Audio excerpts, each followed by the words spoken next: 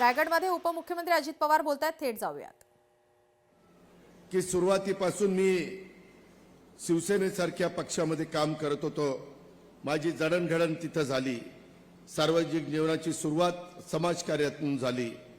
ते वेगवेगळ्या परिषदेच्या माध्यमातून पण त्यांनी सक्रिय सहभाग नोंदवला आणि शिवसेना नागोठणे विभाग प्रमुख पदापासून सुरुवात त्यांनी पुढे केली आणि उपजिल्हा प्रमुख, रायगड जिल्हा प्रमुख, शिवसेना सहसंपर्क प्रमुख अशा पद्धतीने कामं त्यांनी त्या ठिकाणी केली. ती पद भूषवली. 1995ला ते रोहा तालुक्याचे संजय गांधी निराधारचे अध्यक्ष झाले. दिशा समितीचे सदस्य होते, डीपीडीसीचे सदस्य होते आणि 2014ला त्यांनी पेण विधानसभा देखील लढवली. जवळपास 44,000 मतं त्यांनी घेतली. पण रायगड जिल्हा परिषदेच्या नागोठणे गटातून 3,000 मताच्या लीडनी ते विजयी झाले. ग्रामपंचायतीत 17 पैकी 16 जागा जिंकत दणदणीत विजय त्यांनी मिळवला आणि अशा पद्धतीनं त्यांचं काम. 96 साली त्यांनी एज्युकेशन विद्यासंकुल स्थापन केलं. गेल्या 29 वर्षात बघता बघता काळ वेळ कुणाकरता थांबत नसतं. 29 वर्षामध्ये कनिष्ठ महाविद्यालय, diploma engineering college, pharmacy college, त्याचबरोबर फार्मसीमध्ये डिप्लोमा आणि डिग्री, औद्योगिक वैद्यकीय शिक्षण, आयुर्वेदिक वैद्यकीय महाविद्यालय अशा अनेक गोष्टी त्यांनी केल्या. 2002ला माझ्या माहितीप्रमाणे जोगेश्वरी मर्चंट कोऑपरेटिव्ह बँकेची स्थापना केली आणि 11-12मध्ये त्यांना रायगड जिल्हा परिषदेने रायगड भूषण म्हणून पुरस्काराने गौरवलं. अशा पद्धतीनं सातत्याने समाजातल्या सर्व जाती धर्माच्या लोकांमध्ये राहून किशोर शेट्टी काम केलं. इतर पण त्यांच्या अनेक सहकाऱ्यांनी काम केलं. साहजिकच इतके दिवस काम केल्यानंतर कुठंतरी मनाला वाटत असतं की आपण करतोय ते योग्य आहे का नाही.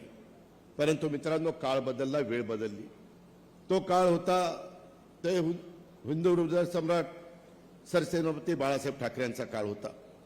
आता ती पिढी गेली, दुसरी पिढी त्या ठिकाणी आली, तिसरी पिढी त्या ठिकाणी आली आणि त्याच्यातून एकंदरीत देशातलं पण राजकारण बदललंय, राज्यातलं राजकारण बदललंय.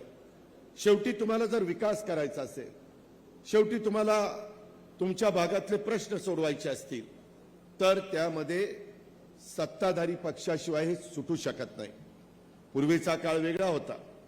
आम्ही देखील मधल्या काळामध्ये महायुतीच्या बरोबर गेलो. त्याचं कारणच असं होतं की उद्याच्याला आपल्याला महाराष्ट्राचा सर्वांगीण विकास करायचा आहे.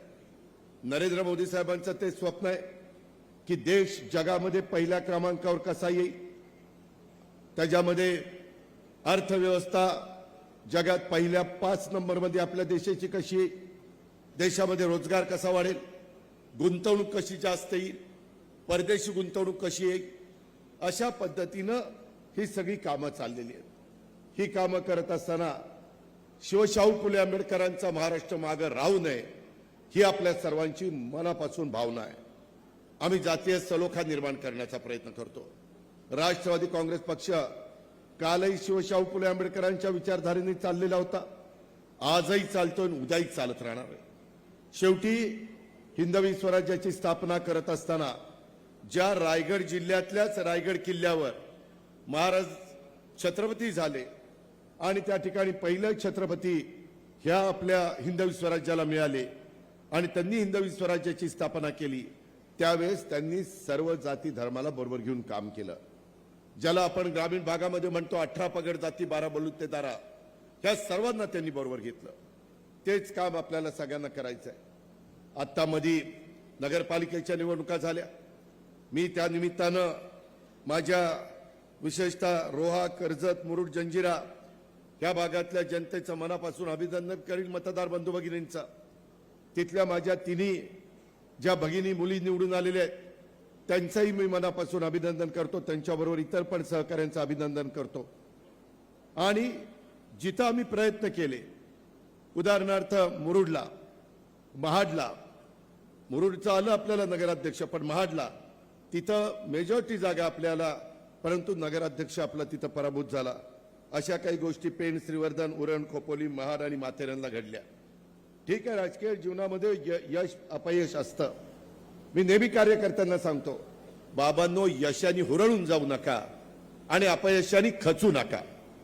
हे चालत असतं, हे आपण लक्षात घ्या.